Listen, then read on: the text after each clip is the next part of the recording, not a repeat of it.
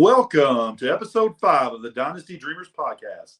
I'm your host, Joe Galloway. I'm joined again by my co-host, Luigi Federico. Welcome to the NFL offseason, everyone. And Ryan Nunn. It's draft season, baby. Collectively, we are the Dynasty Dreamerz. We go to bed thinking about Dynasty. We dream about Dynasty. We wake up thinking about Dynasty. You get the picture. Ladies and gentlemen, as always, we're available on Spotify and Apple Podcasts in addition to YouTube. On today's show, we're going to take a look at another one of Luigi's rosters. We are also going to give one fantasy take each from the Super Bowl. Before we do that, though, on the third week of February 2023, Joe Galloway, what are you doing with Trey Lance and Brock Purdy? So I think it's clear that one of these two guys is going to be the starting quarterback for the San Francisco 49ers on week 1 of next year. Garoppolo is all but done. I mean, didn't even Shanahan even come out and say that, which I thought was interesting. Yeah, he did. But so one of these guys is going to be the starting quarterback. Now, which one? Personally, today, I don't know. I lean towards Trey Lance because of the draft capital, but that's really the only reason. We've seen more out of Brock Purdy up to this point in his career than we've seen out of Trey Lance, which is not really Trey Lance's fault, but it's just the truth. I was big on Lance coming into his rookie season. He was my QB2 right behind Lawrence, and I haven't really changed my opinion of him personally. But everything that's going on around him makes me feel like that Trey Lance has lost a lot of value, in my opinion. I currently have him as my QB 15 only because of age. Purdy, I don't really have ranked.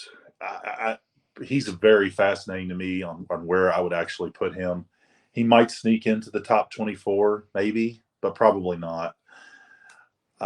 My answer to this question is if you're win now, I don't want either one of these guys on my team, if I'm being personally honest with you. Maybe Purdy, because he's got less value, so there's less risk in keeping him on your team. But Trey Lance, I just don't want. Even though I still have faith in him, San Francisco has kind of gone out of their way to show us on multiple occasions throughout the last few years that they may not believe in him. They started Garoppolo a couple of years ago whenever his arm was falling off instead of bringing Trey Lance into a playoff game. Trey Lance, he did start off this season, so that was a good sign. But I feel like that there have been multiple things that have happened to make me think that Kyle Shanahan in particular doesn't have a strong opinion of Trey Lance. And I'm wondering if Brock Purdy's success is going to make that situation even worse. So with a win-now team, like I said, probably might keep Purdy. I'm probably trying to trade Lance for his current value because I think it's still relatively high. I mean, he's still being valued probably as a mid QB2, maybe even a high QB2 for some people. Win later, I'm probably just going to keep both of them. If somebody makes me a sweet offer for Lance, I might consider trading him. But with win later, I'm more willing to gamble that he's going to be the guy going forward. But if I'm win now, guys, I don't want to put any. I don't want to have to depend on Trey Lance going next season. Ryan, what do you think about these guys? Well, on Purdy, with the fact that he's got that Tommy John surgery, yes, he has played well. I'm just trying to get out from underneath him, and if I can get a second for the guy, I'm moving on. Like, I feel like you're getting your spike in value from what you put into him, and he may be a serviceable quarterback, but he's never going to be an elite dynasty quarterback. So even if he does come back and is the starter, he's just going to be a guy that's probably going to hopefully be your QB3 on a lot of rosters. Trey Lance still has like all the upside in the world. I am a Trey Lance truther, as both of you guys know. I'm just solidly holding Trey Lance and knowing that at some point his talent is going to show and the spike in value is going to happen. So if you have a team that's very definitively in the win now position and your first quarterback is, I don't know, let's say Trevor Lawrence, or we'll even go farther down. Let's say it's Kirk Cousins. You're comfortable going into next year with Trey Lance as your second quarterback with all the questions that have been around him in the last 2 years? I may try to go out and get a guy like Daniel Jones or someone like that, but I'm not moving off the upside of Trey Lance. Like, he just. So you mean in addition to Lance? Yes. You might go try to get a third guy. Yes, I'm going to get a third. I'm probably going to get a third guy and just keeping Lance on my roster. I really think that he will spike in value and be in the top 10. I just don't. I can't see not keeping that guy. I just think so highly of him. It brings up an interesting question. Do sometimes, and I'm not just saying Ryan here, do we get so set in our ways with a certain player that we don't pay attention to everything that's happening around us or everything that's happening around that player? Do we get too stubborn? That would be a question I would have for Ryan. Well, I mean, I felt the same way about Justin Fields, and he has proven me right. I think that I would say Justin Fields has proven you right for about half of the season. So I tend to agree with Ryan when it comes to Lance and Purdy. Purdy having the UCL injury, he's going to be out for at least 6 months. And I think Trey Lance is just going to come in and command the offense better than he did to start the year last year. I mean, I really don't think Purdy was all that talented. We've seen guys like Nick Mullins come into the offense and play better than Jimmy Garoppolo did when Nick Mullins was the starter. So I think it's really just how the offense is built around their quarterbacks, and I think Trey Lance gives that offense even a higher ceiling. Okay, this is not an argument for Brock Purdy is better than Trey Lance, because personally I don't actually believe that. But correct me if I'm wrong. Hasn't Brock Purdy, in the limited amount of time he's played, been significantly better than the limited amount of time we've seen Trey Lance? True or false? That's true. But I think the thing is, Brock Purdy, being a backup, can go out there and afford to throw the ball down the field and try his hardest to win. It's the same argument that Bailey Zappi versus Mac Jones. Bailey Zappi went into the offense and was throwing the ball 30 yards down the field and looks a lot better than Mac Jones, but he's not going to start over Mac Jones because he knows he doesn't have anything to lose. Bailey Zappi was for what, half a game and a half? No, Bailey Zappi played like 4 games, Joe. Did he really? Yeah, he started like 4 games. How many games did he play well, though? All 4 games. Maybe 3 of the 4 games. Yeah, maybe you're right. I don't remember him being that good. I don't remember him being anything like what Purdy did the last 4 or 5 weeks of the season. I mean, he wasn't a top 5 quarterback like Brock Purdy was looking like, but there was very many people were calling out for Bailey Zappi to be the starter over Mac Jones. Well, essentially, all we're saying here is it's not very hard to take Mac Jones' job. Is what we're saying. Well, it's not very hard to be a backup and come in and not have anything to lose and play your life out. Maybe there's less stress. I'll give you that. But how many guys have we actually seen do what Brock Purdy's done? Well, what I'm saying is, if we get to around 8 or 9 in our mock draft, maybe we can talk about Mac Jones. What I'm saying is, in the last 5 years, there's been 2 backup quarterbacks to come off the bench and play better than the starting quarterback, being Nick Mullins and Brock Purdy. And neither one of those, Nick Mullins clearly wasn't the starter the next year. In fact, I don't even think he's a backup on the team. He could be a 3rd stringer. But he came off the bench and played better than Jimmy Garoppolo did. I'm saying that's the exact same thing that Brock Purdy is looking like, coming off the bench, playing better than both starters, because he looked better than Jimmy G and Trey Lance. And it's true. But Jimmy G is going to go somewhere and be a starter, and I don't think Brock Purdy will be a starter next year. Okay. My biggest thing also with Lance is the fact that we knew that he was going to be a project coming in. Like we knew his talents were very raw, and it was going to take some time for him to develop. He really hasn't had that time on the field to do so. Brock Purdy was definitely more polished coming in than Lance was.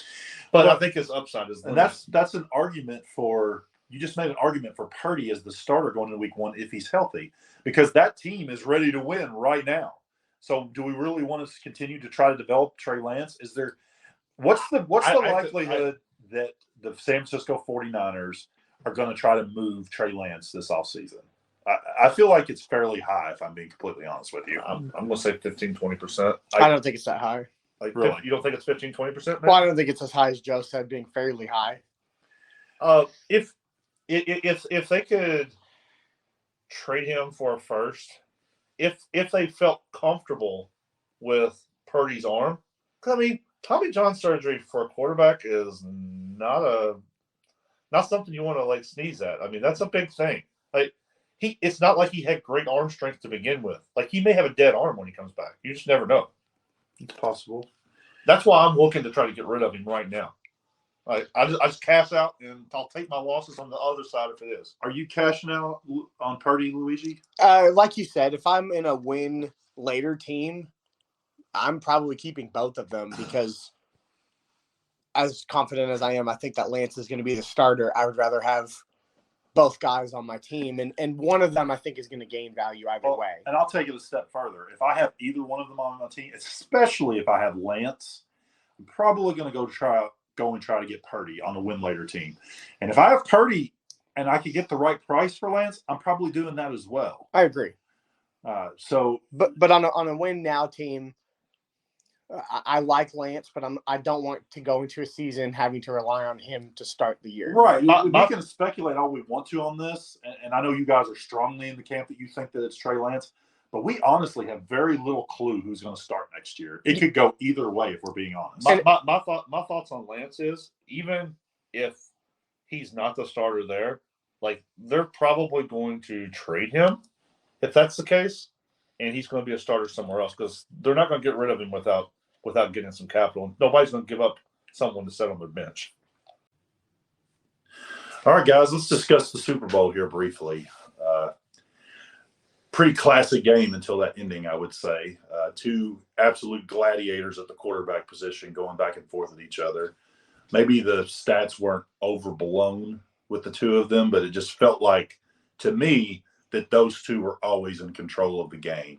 They at times they felt like defenses weren't even on the field at times to me. What do you guys think? Yeah, 3/4 of the way through the game, I was thinking to myself, I don't think there's any way that the winning quarterback doesn't win MVP. Like you said, they were in control of the game the whole time.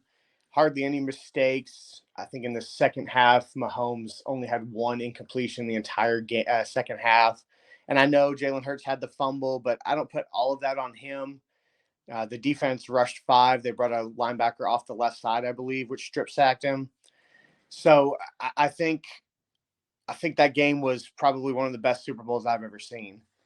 Yeah, I mean, you can look at that game, and the one thing the conclusion you can get from it is all the stars came to play in that game. Devontae Smith was great. A.J. Brown was great. Jalen Hurts was great. Dallas Goedert made big plays. Travis Kelce made big plays. Patrick Mahomes made big plays. Everybody in Dynasty Fantasy that you expect to make big plays for your rosters, they all did that. And even a guy like Pacheco, who I'm not as high on, but he ran with purpose and balled out. Yeah, with all that being said, and Ryan touched on something, all of the offensive players that I can think of played pretty well. I mean, even Juju Smith-Schuster had like 6 catches whenever it was all said and done. So with that being said, this might be a little easy considering there were so many dynasty/fantasy standouts in this game, in my opinion. Let's take one take from each of us on the Super Bowl for fantasy purposes, and I'll go first. Dynasty specifically here. Mine is that Devontae Smith is ascending, obviously, and I'm glad the Super Bowl fully alerted me to this. He was the highest riser I had from the Super Bowl. I knew Ryan last week took him in the early 4th round of our mock draft that we did. And at that time, I thought that's a little too early. I probably would have taken several other wide receivers over him. But after watching the Super Bowl and not just looking at the statistics, but just watching the way he played, and then going back and reviewing what he's done in his first 2 seasons, I moved him from wide receiver 19 to wide receiver 11 in my personal rankings, which I know that seems like that I'm probably reacting too much, but it was a combination, like I said, it's a combination of what happened in the Super Bowl plus just going back and taking a look at the information that we already have. I just think you were a little low on him from the beginning, and once you dug a little deeper, you figured out that you were, and then part of it is the fact that he balled out. He's such a great compliment to what A.J. Brown does, and that helps that team. And I think that I was putting the fact that he's the wide receiver 2 against him too much, holding that against him too much, because what I discovered is that in terms of scoring, he was wide receiver 9 this year, which I knew that, but I guess it hadn't sunk in. But the thing I think that's even more important than him being the wide receiver 9 last year is he came from wide receiver 30 as a rookie. That's exactly the kind of maturation you want for a wide receiver going from their rookie season to their second season, in my opinion. Also, I think there's this aura, or there has been this aura, that Jalen Hurts is a running quarterback, but he showed us he can make all the throws. And he was just – the fact that he can do that just brings the ceiling for a wide receiver 2 in that offense just up that much more. Jalen Hurts and Smith played together at Alabama, so they do have some sort of connection with each other to start with. Sure. And I think, like you guys are saying, I think the fact that that connection is there is going to help Devontae Smith score you points. And with Smith being the wide receiver 2 in that offense, he gets the secondary coverage that Brown takes the primary coverage from. And with his superior route running, he just can just pick that part of the defense apart. Also, he is much more physical than what his frame looks. Yeah, and playing off of what both of you just said and adding a little bit to it, I think during the Super Bowl he showed us that he can easily get open. He makes contested catches, and he has that great chemistry with Jalen Hurts, like Luigi said. And whereas A.J. Brown is obviously the more physical, gifted athlete and just better in general, I think it bodes well that for Devontae Smith that he has that great chemistry with Hurts. I moved him ahead of the big 3 29-plus-year-old veteran wide receivers, talking about Kupp, Adams, Diggs, whereas I did have him slightly below those guys before the Super Bowl. I just don't see any reason at this point to not take the young upside of that guy over that group. Yeah, I mean, he's younger and he's producing similarly. Why would you not? Right. My offseason plan with him is to try to pick up some shares at good value, obviously. I expect that he will progress again in his third season. But then I'll tell you, my plan after that is I see him kind of almost after next season in the same vein that as T. Higgins that we talked about a couple of weeks ago. At that point, he'll have 1 year left on his deal, plus his rookie option year and possibly a franchise year. So 3 years at best. And I just wonder where Philadelphia is going to come up with the money to re-sign him. So I think that kind of my idea right now is a year from now is going to probably be his peak value, and that's whenever I'm going to try to want to sell him. I think he may be worth possibly a late first more than what he's worth right now. What do you guys think about that? Yeah, I think that's a good strategy with him. Honestly, I could see right now with the fact that he did what he did in the Super Bowl, I could see this offseason being his peak. Like, I think he's going to be a huge riser throughout the offseason. And it may come to a point where he's not even a good buy at all because people are just – that recency bias, the last thing they saw is Devontae Smith balling out in the Super Bowl. And so do you think let's just say for the sake of argument, if he's a top 5 wide receiver next year, if he progresses again, you don't think he can gain value, or you think that people are going to go so much, are going to base things so much on the Super Bowl that this will be his peak value? Oh no, I think he can gain value through the next year, but there is a better chance that he probably stays the same, or maybe even loses a little bit of value. Say that offense is not quite as dynamic, and there's just not as many balls to go around. You just don't know what's going to happen from year to year. But if I was guessing, I would say he is going to continue to gain. Yeah, I think a lot of his value right now is kind of reliant on Jalen Hurts and the fact that they're both healthy. So if one of them goes down, I think that loses value in Devontae Smith. I don't think Jalen Hurts is going to lose any value if he gets hurt, but I think Devontae Smith will.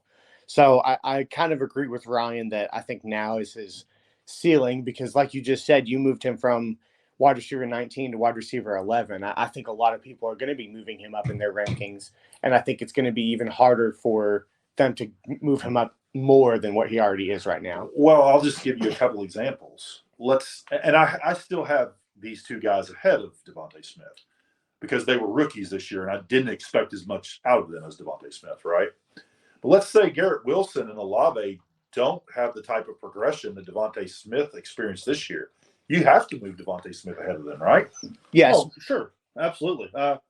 So I don't think he's hit his ceiling yet, is what I'm getting No, at. but I think he's probably hit the tier. Like he's going to be in. I don't think he can move up into that next tier. Where I think more what Luigi's saying. Yeah. That's exactly what I'm saying. I think probably wide receiver 8 through 12 maybe are all in the exact same tier. They're all interchangeable, as Ryan loves to say, and I don't think he can move up past that wide receiver 8.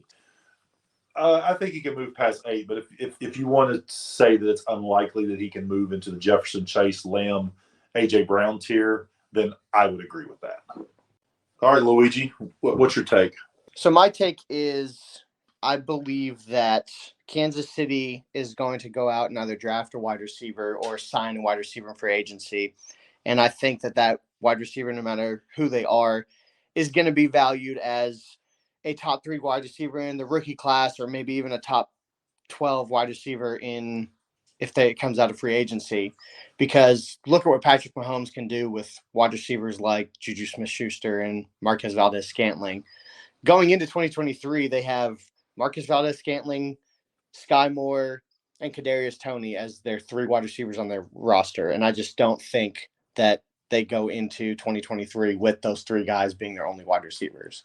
If they draft a wide receiver and it's one of these top guys, and specifically Addison, JSN, maybe Quentin Johnson, depending on where people have him ranked. Or Boutte. Yeah. I forget him every week, right? LSU. If they draft one of those guys, sky's the freaking limit. But I think, as an kind of an unintended pun here, Sky Moore kind of showed us that they can miss. So if they try to get a guy in the 2nd round or the 3rd round, and he's not as touted as some of these other guys, and we don't have as much faith in them, I'm not so sure that I'm not going to try to avoid those guys, type of guys. Free agents that have already proven it, absolutely, I agree with you. Has Sky Moore really shown us that they've missed? I mean, how many wide receivers normally come out into their rookie year and explode? This is true. I mean, maybe it's unfair for me to say that they've missed at this point, but it's certainly so far it looks like he's been an underachiever for sure. He's definitely been an underachiever. He couldn't get on the field with the wide receiving group that you previously mentioned. And if they add talent, what makes you think he's going to get there now? Right. So I'm not saying that I'm rushing to sell all my shares of Sky Moore for a 3rd, but I sure wish I could get the value that I paid for him last year. If I could get 2/3 of the value, I would move on. Right, exactly. Ron, take us home with your Super Bowl take here. I was just wanting to say something about kind of piggybacking off what Luigi said is Kadarius Toney. Like, he showed several flashes of the talent that he could have. If he can duplicate that on a consistent basis, maybe they don't need to go out and get that big time wide receiver to put beside him. I certainly think that Kadarius Toney is going to continue to ascend both in value in Dynasty and for the Kansas City Chiefs. But I think it's too big of a gamble at this point for them to not get somebody. Maybe they don't have to spend a 1st-round draft pick on a wide receiver. Maybe they don't have to get a big-name free agent, which seems non-existent in this year's free agent class. But they need to add to that wide receiving core. I feel like that they kind of won the Super Bowl this year in spite of it. I think Toney is one of those guys, though. Everybody reamed Gettleman whenever he drafted Toney, but Toney has all the talent in the world. His only question mark so far has been his attitude and his ability to stay on the field. Like, the plays that he gets his hands on the ball, he is absolutely dynamic with the ball. He just can't stay healthy enough for them to give him consistent touches in that way. I'm going to give you a few names, and you tell me Toney or this guy right now. Uh-huh. Jahan Dotson. Dotson. Deontay Johnson. Deontay Johnson. Evans. Mike Evans? Yeah. Toney. Really? Mike Evans for me. It would be Evans for me as well. But it's closer than It probably was a week ago. Keenan Allen. Obviously, you're going to say Tony here. Tony, but I love me some Keenan Allen. His value is just going to tank. I'll say Tony. I think I'd still go Keenan Allen here, but it's very team dependent. Yes, exactly. If I need consistent points, I'm taking Allen. Last one, Christian Kirk. As much as I'm not a Kirk fan, I think you have to take Kirk just because he's shown he can stay on the field. Okay. I agree. Christian Kirk, I think, and I think as much as I like Calvin Ridley coming back to that offense, I still think Christian Kirk is going to headway the team. Okay, I agree. I think Christian Kirk is very safely in that offense a wide receiver 2 in Dynasty. So I agree, Christian Kirk. So that was basically the bottom 5 guys in my top 36 wide receiver tier. So we're still saying that Tony at best is a low end wide receiver 4 at this point. With a huge potential to rise if he can stay healthy. His ceiling is capped right now because he hasn't shown he can stay on the field. His talent is much greater than a lot of those people that I actually put ahead of him right now. He has that talent. He could be the biggest riser going into the next offseason if he can put a healthy season together. Okay. All right, Luigi, let's take a look at this team. Okay, the league is a 14-team Superflex 2.0 tight end premium league. The starting requirements are 1 quarterback, 2 running backs, 2 wide receivers, a tight end, a Superflex, and 2 flex, which is 9 total spots. In 2022, I finished with a record of 4-10, which was last place in the league. My scoring was 14th, and my potential points was 14th in the league as well. My draft capital, I have the 105, the 106, the 108, the 201, the 205, the 206, the 208, my own 2024 first, second, and third, and an extra 2024 first. My notable players, at quarterback, I have Tua, Russell Wilson, and Baker Mayfield, if you consider him notable. At my running backs, I have Breece Hall and nobody else. At my wide receivers, I have DK Metcalf, Devontae Smith, Michael Pittman, and Jerry Jeudy. And then at tight end, I have Trey McBride and Irv Smith. Luigi, when I first looked at this team and I saw your roster, and it's not gangbusters or anything, but when I looked at it and I saw that you finished dead last in both scoring and potential points, I said, this doesn't make any sense to me. And whenever I brought that up to you, that's whenever Luigi informed me that this was the team that he made the 101 trade with from a couple of weeks ago. Yeah, within the last couple of months, I've made quite a few trades, that being one of them, the 101 for Tua, DK, and the 2024 first. Yeah, looking at these QBs, like you can definitely see why he was the 101. He had Russell Wilson as his 1 and Baker Mayfield as his 2. That is a big dumpster fire. Yeah, I felt like I needed a quarterback more than I needed the 101 or Bijan Robinson. So whenever the trade was presented to me, I that's really where the only reason why I even made the trade is because I was like, I need a quarterback. But some of the other trades that I made, like I said, over the last couple of months, I traded Ken Walker and J.K. Dobbins for Breece Hall and Devontae Smith. I traded T. Higgins for Nico Collins, who I've since traded the 105 and the 205.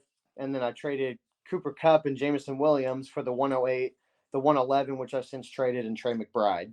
So I did end the season with a much better team than I started the season with.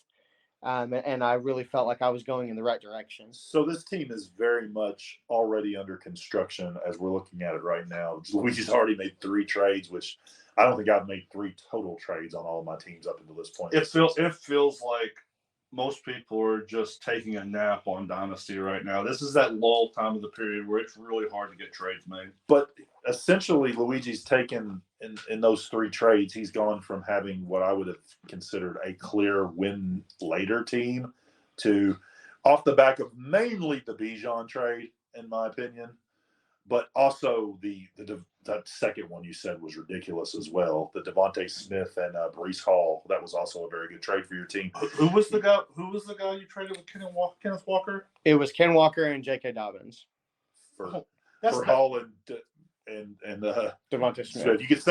You could argue he got the best part of both sides. Oh, he did. I think. You have Walker ahead of Breece Hall. But assuming that Breece Hall is the more talented back, assuming he comes back from his injury, I will easily move Hall above Walker. But essentially, you've traded into what I consider from here on out, you need to go clearly win now. And I think that's what you're about to tell us, right? Correct. So starting with my quarterback position, I have Tua ranked as my QB 12 and Russell Wilson as my QB 20. While Tua's health is a little bit of a concern, I'm pretty confident he'll be back to his pre-injury form. Wilson finished the final 6 games of the season, I believe, as a top 10 quarterback in points per game. And adding Sean Payton, I think he can get up there to be close to my quarterback 12. So I feel like I've got 2 of the top 15 finishers at quarterback in 2023. Still, I would like to acquire a cheap quarterback with upside, no matter which direction I decided to take with this team. Daniel Jones, Jared Goff, etc. I definitely have the draft capital to do so. On to the running back position. Like I stated earlier, the only running back of note I have on the roster is Breece Hall, which I think is a pretty good running back of note to have. I have Hall ranked as my RB5. I do worry he'll be kind of sluggish to start the year, but considering this is his sophomore year, I have plenty of years with him. The wide receiver position is clearly the strength of my team. I think I have 4 top 30 wide receivers, as well as 2 rookie wide receivers that I have in my top 20 if that's the direction I decide to go with those picks. I'll probably try to package one of those wide receivers to get a top running back or tight end. I think you may have 4 top 25 wide receivers after the Sean Payton coming to Denver. Yeah, you're right. Jeudy's going to be a big riser throughout the offseason. Still not a Pittman believer, but that's just my own personal preference. It's funny you say that because pre-Sean Payton coming, I had Pittman ahead of Jeudy, but I think for me it's reversed now. Yeah, I may end up having to admit being late to the party with Michael Pittman, but for now, he's just not one of my guys that I want, and I have 0 shares of the guy. Yeah, before the Sean Payton thing, I had Jeudy a few spots behind Michael Pittman. I'm admittedly a believer in Michael Pittman. I always have been. But I think now they're pretty close, pretty interchangeable. I'm not sure where I have them ranked in terms of actual numbers because there's just so many wide receivers that I like ahead of them, I would say. You talked earlier about the ascendance of Russell Wilson towards the end of the year. A lot of those targets were going to Jeudy. Jeudy was very good towards the end of the season and really finished the season strong. It's a good point. They kind of ascended together there at the end of the year. Exactly. So at my tight end position, I clearly have win later tight ends in Irv Smith and Trey McBride. Well, I think they're solid depth guys and may transition into better guys in the future. I don't have a top tier tight end that I want to rely on week in and week out. I actually really like McBride as long as if Ertz doesn't come back, I really like McBride and the possibilities of him playing with Kyler.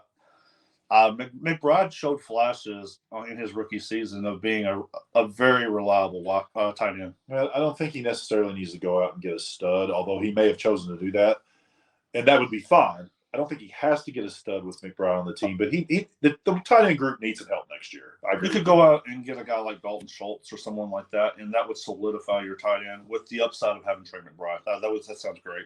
Yeah, Trey McBride was my tight end 1 coming out of that class, and I haven't changed my opinion on him just yet. Actually, since I've seen him on the field, my evaluation of Trey McBride's actually went up. Like, he didn't have great quarterback play, and he was still producing at a decent pace. So we've discussed the roster a little bit here, Luigi. What direction are you taking this team? Well, like you stated earlier, I think the direction of this team is clearly win now. I'll be sending out some trades to try and acquire top running backs and tight ends, as well as maybe sending some of those wide receivers with a later first to upgrade to better wide receivers. If I can't manage to get any trade done, I'll be using the draft picks to draft best player available. At the 105 and 106, I feel like I can get my 2 favorite wide receivers or my favorite wide receiver in Levis or Richardson, or even land Gibbs in one of the combo of the wide receivers or Levis or Richardson, depending on how that 4th pick goes. At the 108, I can look towards Michael Mayer, which would boost my tight end group. In the 2nd round, if you're going win now, you just want to draft best player available. Should I keep all of those draft picks, I'll be leaving the draft with 7 top 22 players in the rookie draft. And I'd want to hold on to my 2024 firsts so that they can help me win later if that's the direction that I go with the draft. But going win now, I'm definitely looking to ship them. Some trades I would like to make are similar to Jeudy and the 108 for CeeDee Lamb. A couple of my seconds, maybe a later first for Alvin Kamara. My extra 2024 first for Najee Harris. If I have to add a second to get that done, I'll definitely do so.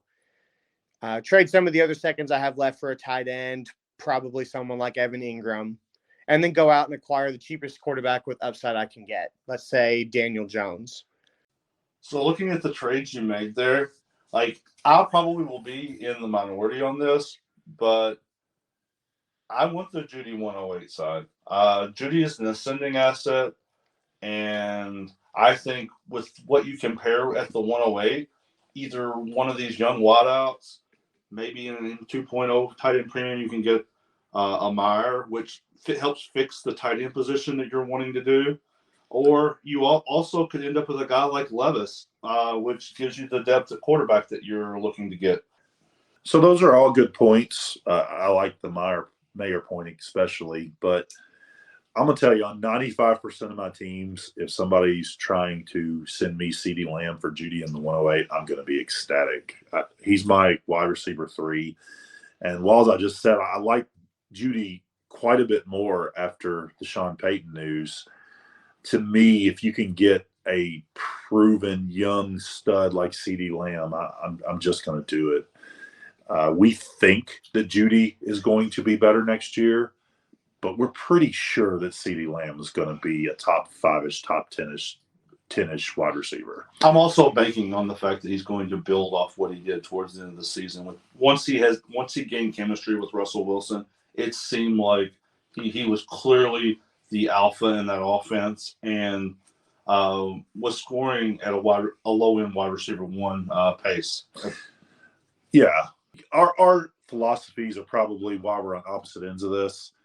Ryan. I'm a depth guy. You're a stars guy. That's just the way it works. I love depth, but it's hard for me whenever it's a young guy and he's one of my top 5 guys. It's really hard for me to move off that guy or not accept that guy in a trade. But I try to break things down and bank on the fact that those assets are going to ascend and accumulate, because it's easier to accumulate value on 2 assets than it is to accumulate on 1. Well, I'm all about value, you know that, but to me, the Lamb side is winning the value here. That's my problem with the trade. Lamb could also lose value. I guess both. Sure. So could Patrick Mahomes, but it's not likely that Lamb will lose value. Moving on to some of these other trades, I would not trade the 201 for Alvin Kamara. It's just me personally at this point. The 13th pick in this draft is worth more to me than a guy who I'm still worried that he may not play next year. Yeah, that suspension is still looming. Nobody's talking about it right now, but it's definitely there, and that's enough. That's enough to kind of make you want to steer clear of that. The 205. Go ahead, Luigi. No, you're good. I was gonna say I did say something similar to. I'm sure that I wouldn't be able to go out and get that trade done, honestly. But I mean, if I go out and send the offer and it gets accepted, I would still be satisfied with it. But I'm going to go out and send offers for players similar to Alvin Kamara. Honestly, I think you could do it for a guy like Dalvin Cook at this point too, and I think Dalvin Cook's much safer. You might have to throw like a late second in, but honestly, if you look at trades that are happening right now, if Dalvin Cook is just a 2nd round pick. He just is. Kind of crazy to me. It is crazy to me. It's absolutely crazy to me. But it's just reality right now. Now, the 205, which you also mentioned, I might be willing to gamble the 205 for Kamara, maybe. But moving on to the Najee Harris trade. On 2024 first for Najee Harris, you said you might have to add a second to get this done. I love that for going for a win now team. A 2024 first that's probably going to be later, and a second for a guy who's in my top 12 at the running back position. Yeah, sign me up. Yeah, I would probably even look to maybe instead of the extra 24 first, your team's going to be very solid. I would probably try to do do yours, and then maybe something happens and the other team is not as good, and you end up with that draft capital that you can trade towards the end of the season and make that playoff push in a spot where you need it. Yeah, that 2024 first is, like I stated earlier, is the one I traded Breece Hall for, and I acquired Tua DK in 2024 first. But that team won the league in 2022. So yeah, but they ripped themselves off whenever they traded all those assets away for the one-on-one. So I think the team's naturally going to be weaker. So that was a win now team that made that trade with you? Yes. Yeah, he won the league in 2022. That's very surprising. I mean, his team has to be a little gutted at this point, correct? Does he have a lot of depth at quarterback? Because that seems like a pretty tough pill to swallow to trade a guy like Tua away. I think Tua was his QB3, but I think Oh, okay. Well, but I don't think he has a QB3 now. So he has to hope and pray that. Well, but if Tua is his QB3, then his QB1 and 2 must be absolutely ridiculous. Sure, but I guess what I'm saying is if he has an injury at either one of those quarterbacks, then he's SOL. I guess I'm not as big about which one of the first you trade, because it sounds like both those teams are going to be in the mix, as you kind of pointed out. You said earlier something about trading 2 seconds for someone like Evan Ingram. Yeah. Okay. Is that a trade that we think that could be pulled off? Is that about Ingram's value right now? I believe so. I mean, even if I have to trade one of my weaker guys at wide receiver that I have that I didn't name. I don't want to be trading for Ingram on a win now team until I know for sure he's going to continue to stay tied to Trevor. Who's someone that you would target? Can we get Darren Waller for 2 seconds at this point? I don't think so. Don't think so. His depending on the team, you might be able to. I would want to try to trade like one of those mid seconds and maybe a little something else and get a guy like Dalton Schultz, especially if he ends up back in Dallas. He is Dak's security blanket. I'm assuming that we don't want to trade even a late first for somebody like Evan Ingram, correct? Correct. Okay. I just want to make sure we're all in agreement on that. I would rather keep the 108 if it came down to that and take Michael Meyer. At some point, if he does get tied to Trevor for a decent amount of time or another good quarterback, maybe. But right now, with him going in as a free agent, there's just too much question mark to put that kind of value into a guy who really hasn't produced for a while until he actually had a contract. And we know what happens there. People know generally overachieve on contract years. Yeah, but I think like he proved himself a little bit this year. So I think teams that are in need of a tight end will be looking in his direction, say the Chargers or even back in Jacksonville. I mean, if he ends up with the Chargers, sign me up giving a first. Putting him with Herbert, yeah. Oh, yeah. Where I think Lawrence is a great quarterback, he's nowhere near the caliber in my mind that Herbert is. Well, I would disagree with that, but I certainly have Herbert ahead of Lawrence, but it's my QB5 and my QB6 at this point. But there's a tier break there, right? There's a small tier break, sure. I think for me, it's a pretty substantial one. But moving on. So you mentioned earlier something about trading for Daniel Jones or Jared Goff to shore up your quarterback room. What are you planning on trading for them? Maybe the 2024 first that I have left over, the one that I don't trade for Najee Harris. Maybe look in that direction. I think I would probably need something back in return with one of those two guys, but I mean that's probably the only asset I have left.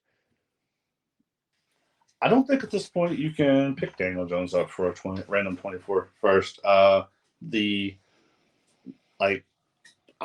His value is just keeps ascending, and I just don't think that's you've lost that window. I think at this point, or Jared Goff, in my opinion. I think Goff is much more obtainable than Daniel Jones, just because Daniel Jones has the upside of his legs, and he's getting ready to get a contract, I'm pretty sure, and I don't think that he can pick either one of them up for a 2021, especially the 2024 first that he has, because as we said, he has the defending champions 2024 first, and he's making all these moves. People are going to catch on to that. So right now, I don't think that there's probably less than 10% of dynasty owners that would move either one of those guys for a late 2024.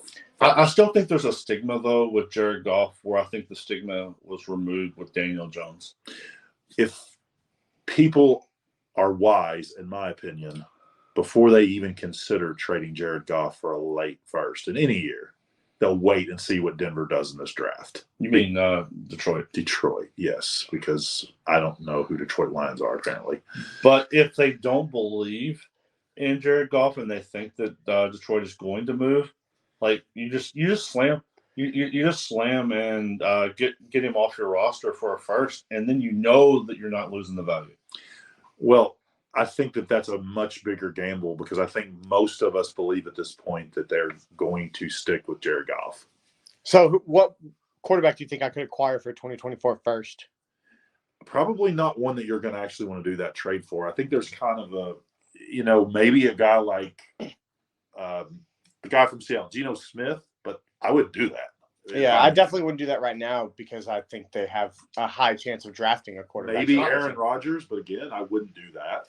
I'm perfectly content going into the season on this with this roster with only 2 QBs, assuming that you keep some of the draft capital in your holster to be able to make the move later on.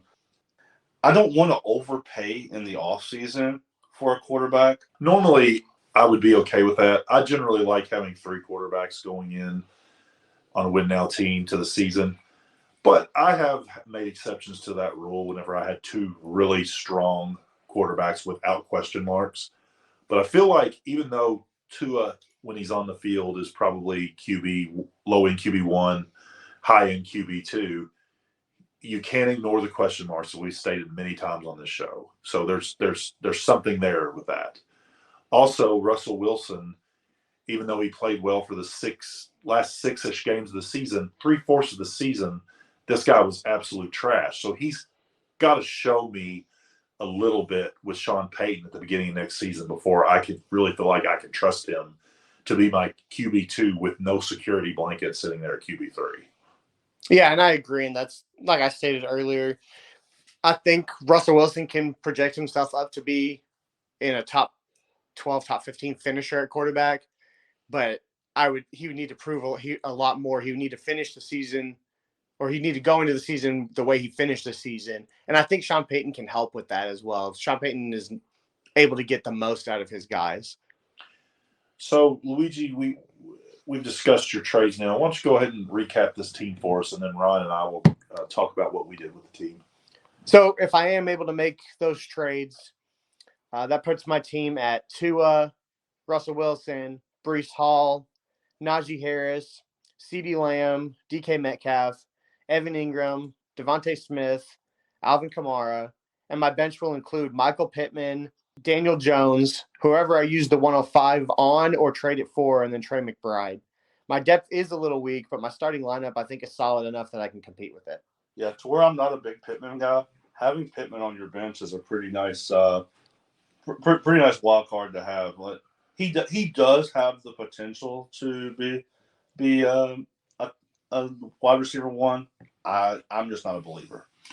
So that team has Pittman on the bench, which is a good start to your depth. It's a little shallow after that, but I don't mind that. I've got teams like that. You're only starting 9, so the depth is not as important, but it is a 14-team league, so I guess technically that's more starters than a 12-team with right. 10. Yeah. So just curious, like, what does this leave you as far as draft capital still left to where you can make moves throughout the season?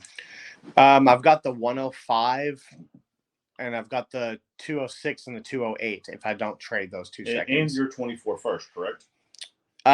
If I don't use my 2024 first on a quarterback, yes. But this, you still have a 2024 first, though. Well, I'll have used a 2024 on Harris, one on for Najee, right? And then for the quarterback. So for the sake of this argument team, I did trade my 2024. The only first.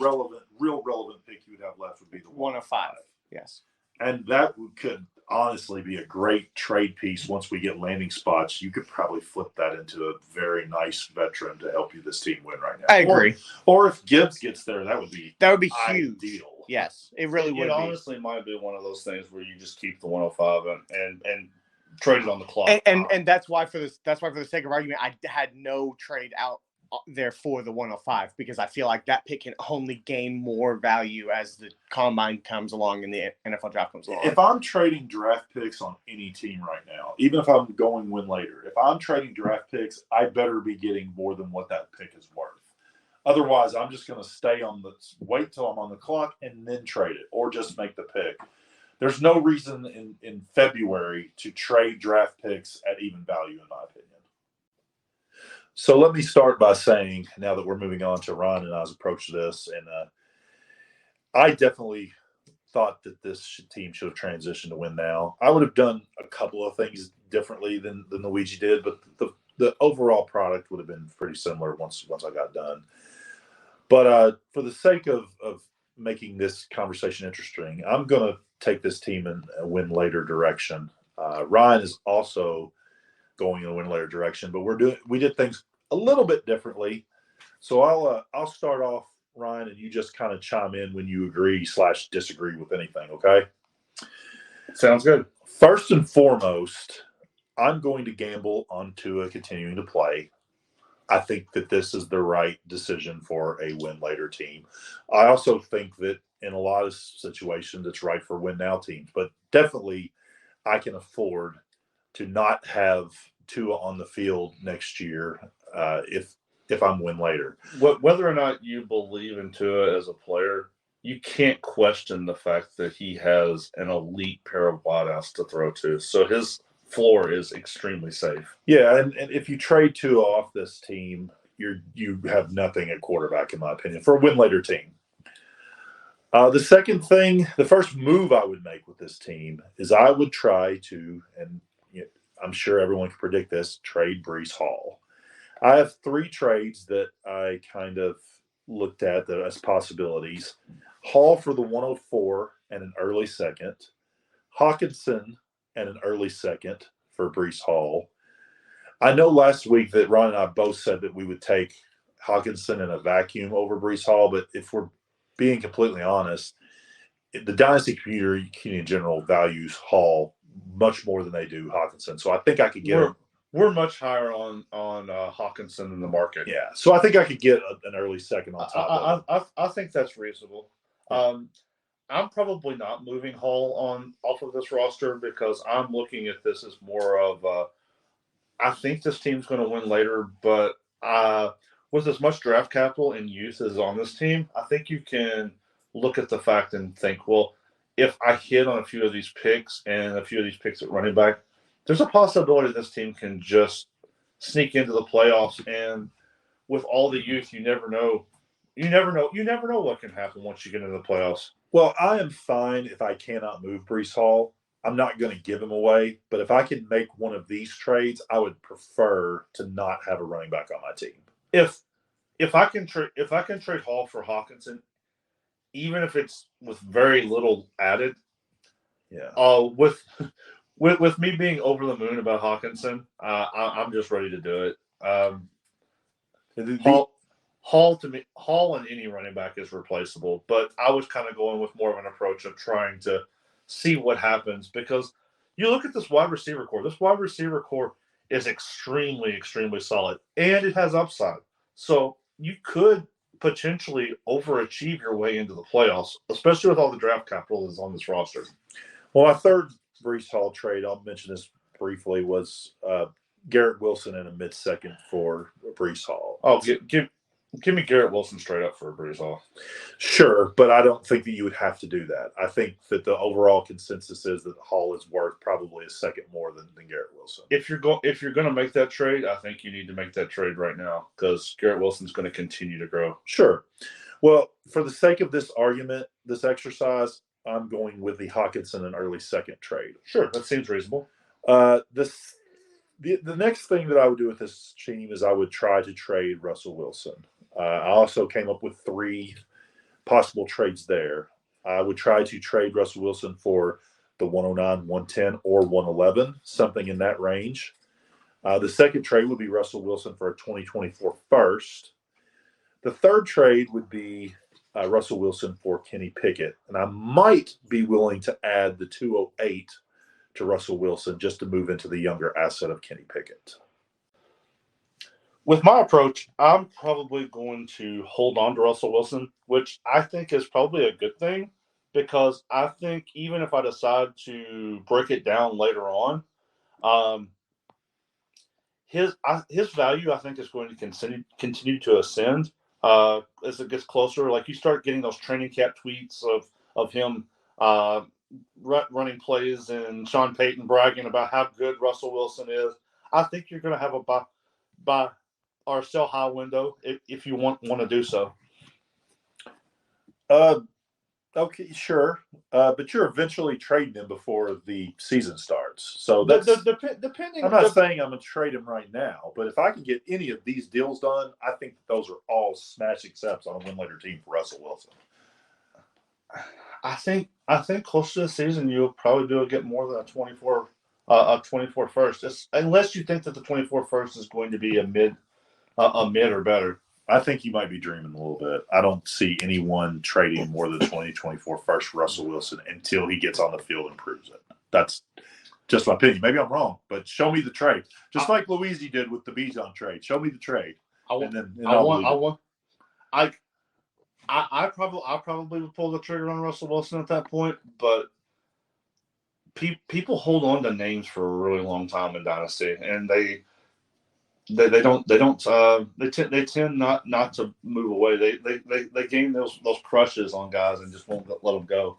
So actually, funnily enough, I was trying to trade Russell Wilson along with some of those trades I've made over the last couple of months, and nobody wanted him for anything relatively close to what I would want to trade for. Like I was offered like a third and a backup wide receiver or something for Russell Wilson. At that point, Wilson. you're just leaving that guy on your roster. Yeah. Kind of like the George Kittle trades. Like exactly. You just can't move Kittle right now. Russell Wilson may not be one of those guys you can move. I would rather keep Russell Wilson on my roster than trade like a third for him. Well, absolutely, but those trades aren't anywhere close to what I proposed. No, right. You're right. I was just saying, right, like, his trade market value is so low right now. He's saying that, which means the trades that you're trying to get here are market value are kind of unreasonable. This was before Sean Payton. Yeah.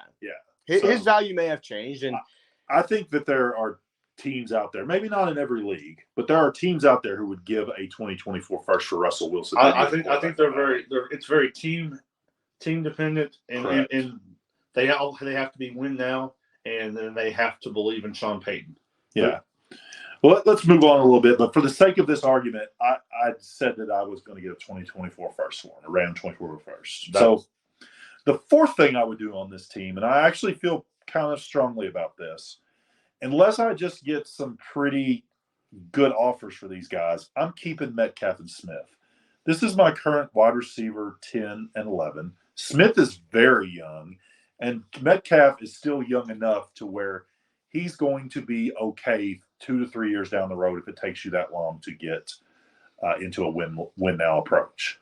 So, and honestly, the only way I'm trading Jeudy on this roster is if I get an overpay.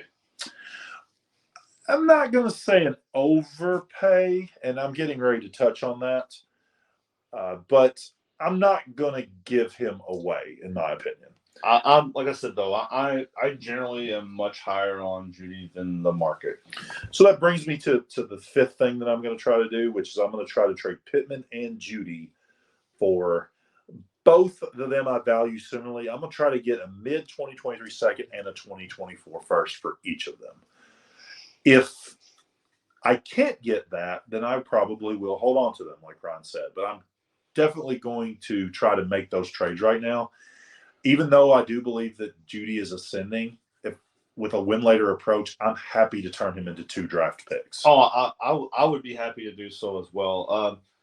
I think you can make those moves right now because people are going to want to put those points on their roster. Like both of those guys are young assets. The consensus is both of them are talented. I don't think Pittman is, but that's just my personal opinion. I'll continue to put that out there. But I think easily you can find owners that'll give you a 24 first and a 23 second. I think that's very reasonable outlook to try to attack. The sixth thing that I'm going to do with this team is I'm going to absolutely, without a doubt, hold on to Trey McBride. He is the ideal young tight end for a win later roster. I'm not going to say that I'm not going to try to add on to Trey McBride at that position, and Irv Smith, I guess, technically too. But there's just no reason to trade Trey McBride at his current. Actually, this goes for any team. Win now, win later.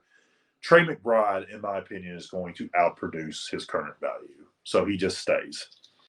So the Trey McBride tight end position, with what I'm going to be trying to do, I want to try to take Meyer with one of these picks and solidify the tight end position that way. I want to be able to take and use these picks and fill in the roster, fill in depth, because I like to build my team through depth more than Joe does. Joe's more of a star power type guy. He likes to trade up into players that he believes in. I like to accumulate lots of assets and spread them out and hopefully hit on those guys. And I think Meyer would be a perfect addition to this roster. I don't like trading up for players until I'm moving on to a win now approach. I'm very much about breaking down whenever we're talking about win later. Unless I'm going after a stud quarterback, and then I will gladly trade up. At any point in time, I'll trade up for a. You will do it from time to time for a while as well. I mean, only if I'm getting a good deal.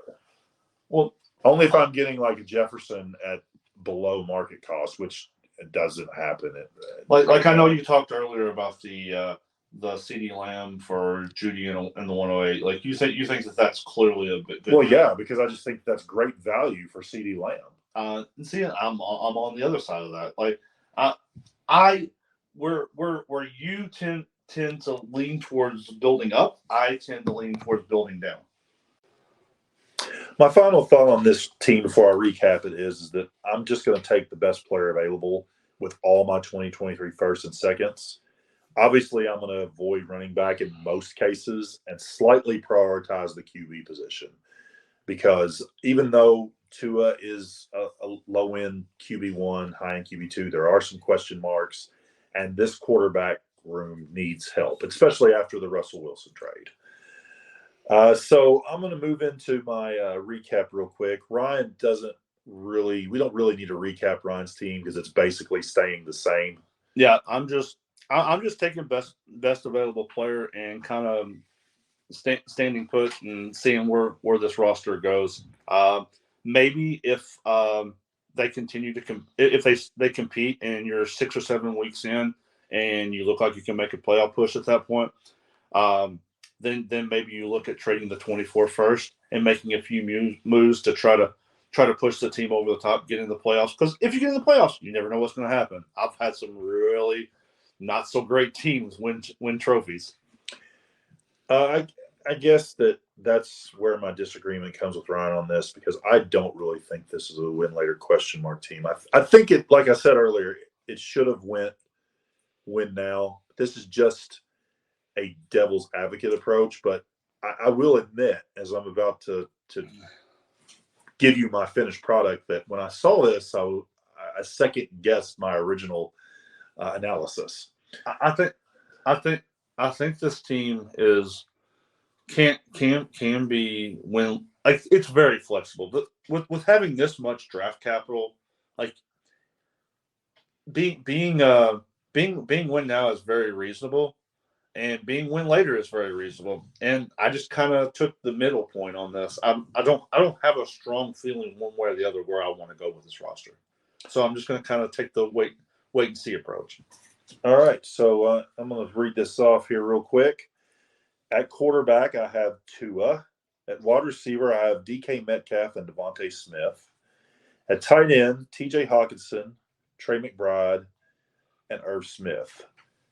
So a pretty strong nucleus for a win now team. Needs another quarterback, obviously, but Metcalf and Smith is super strong start at wide receiver. Hawkinson, we've talked about, Ryan and I've talked about how we feel about that guy. So let's move on to the picks. So if I'm able to pull off the trades we talked about, the four trades, I would have the 105, the 106, the 108, 201, 205, the 206, the 208, and 3 additional 2023 seconds somewhere. So 3 mid firsts and 7 seconds this year. And in 2024, I would have 5 2024 firsts, including my own, or Luigi's own in this case, and his 2024 second. So, like I said, after looking at this finished product, if I was able to pull these trades off, that is an incredible, fantastic win later team. Very few have I've seen that would actually be better. To be honest, like if you hit on enough of, like, with that many picks, you could easily hit on enough of those picks that you end up as a playoff team. Like after the 20, I don't think, especially with that many seconds, and most people consider that there's a ton of running back talent in those seconds. Like you have over half of the second round picks in the. Keep in mind though, I only have 5 viable starters just going in. You have Tua, Metcalf, Smith, Hawkinson. Well, actually 4, because I was counting. You have 4 viable starters. You're probably not going to get there in 2023. You're going to have to go into 2020. You're going to have to hit on some of those seconds, but you have 7 of them. Yeah, and you have 3 firsts and 7 seconds. If that team with the 10 draft picks, 3 in the first and 7 in the second, could get to win now this season from the 4 players it's starting with, being completely devoid of talent after that, hear me out. That means this 24-23 class is going to be stupid good. That's what that would have to mean. I also think with having 7 seconds, the likelihood that during the draft you're going to package multiple of those seconds to move up to pick up guys that you're going to like. Maybe, but keep in mind, this was a declaration of being win later. Yeah. Okay. I could have agreed with Luigi, and I do agree with Luigi, actually. I would have win now. Obviously, I've said that many times. But this is what I felt like you could do with this. I don't hate the fact that you're kind of waiting for the season to start with, Ron. As I've said before on the show, I've got teams that I do that with. But if I'm being honest with you, Luigi's win now team and my win later team, I feel like are in much better positions than where you're at by staying still. To be fair, I don't think that you changed this roster enough to be that much different than where I'm at. You traded Wilson and 2 of the wideouts, and I think you're very likely in the future will end up taking wideouts with those picks that you took. You're just buying forward just a little bit. And Jeudy and Pittman are both good young assets, like, and you know that they've hit. Like, why would you trade those away? Wow, you just said Michael Pittman was a good young asset. That's crazy. That hurt. That hurt real bad. Well, actually, what I did, Ron, was I turned Russell Wilson, Breece Hall, Pittman, and Jeudy into T.J. Hawkinson, which would be your highest-rated player amongst those 5. 4 first-round draft picks next year and a loaded class, or what people are already calling a loaded class, and 3 second-round picks. So I definitely did a lot with this roster. Just to clarify, it was just 3 first-round picks in 2024. Yeah. Correct, because you already had 1. Yeah. So 3 first-round extra first-round picks. Yeah. 3 seconds, and T.J. Hawkinson. Yeah. My argument is, though, like, your team could very easily end up doing kind of the same thing, because you're taking so many picks here that you're kind of taking, like, I'm not saying that I'm not going to move some of these guys. If I can make those moves that you said, I'm fine with making those moves. But like with Wilson, I'm fine waiting on Wilson. I think he's going to. Sure, and I said I'm fine waiting on it with all these guys either. But you also said that you thought that I could most likely get every single one of these trades done.